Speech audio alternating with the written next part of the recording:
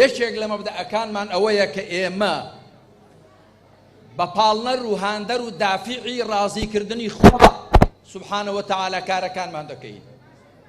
هەر بۆیەش هیچ کۆسپوتەگەرەیەک، هیچ گرفت کۆتاڵێک، هیچ کۆسپولەمپەرێک ناتوانێت پاشەکشە بە ئێمە بکە.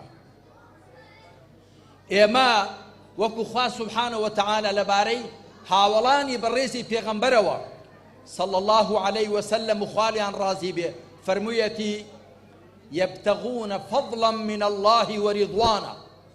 ئێمە بەخششی خوا فەزلی خوا کە لە بەهەشتدا بەرجەستە دەبێ و ڕەزامەندی خوا داوا دەکەین.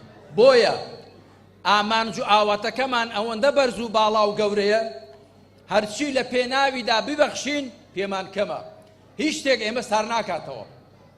من ئاگادارم خوشک و برانی بەڕێزمان لە دەڤەری بادینان بە هەموو ناوچە و دەڤەرەکانیەوە، من ئاگادارم کە ئێوە کۆسپولەمپەری زۆرتان بۆ دروست کراوە لەلایەن حیزبی حکومڕانەوە لێرە، ئاگادارم کە زۆر تووشی ناڕەحەتی و گرفتاری کراون، بەڵام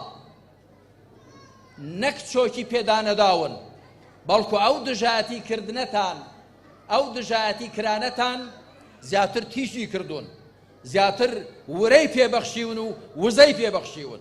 هەر ئەوە شایستەی ئینسانی ئیماندارە.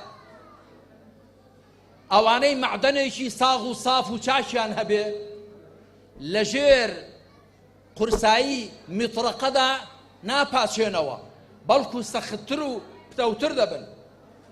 پەندی عەرەبی دەڵێ ئەشەدائید سەیقەل الرجال، سەختیەکان سپیکەرەوە و تیفتیفەدەری پیاوانن. لێرە دیارە مەبەست لە پیاوان تەنیا ئەوانە نین کە ڕەگەزی نێریان هەبێ، شێرەشنانێکیش هەن هەر لە ڕیزی پیاوانن.